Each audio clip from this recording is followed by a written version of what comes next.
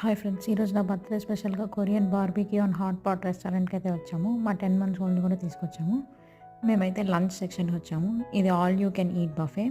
దీంట్లో వచ్చేసి మనకు వెరైటీ ఆఫ్ మీట్ అనేది ప్రొవైడ్ చేస్తారు. మ్యారినేటెడ్, స్పైసీ, వితౌట్ స్పైసీతో. ఇది chicken, salmon, prawns, beef, pork, క్యాలమెరీ.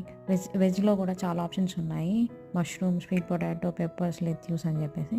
మేమైతే చికెన్, ప్రాన్స్, సాల్మన్, క్యాలమెరీ తీసుకున్నాము.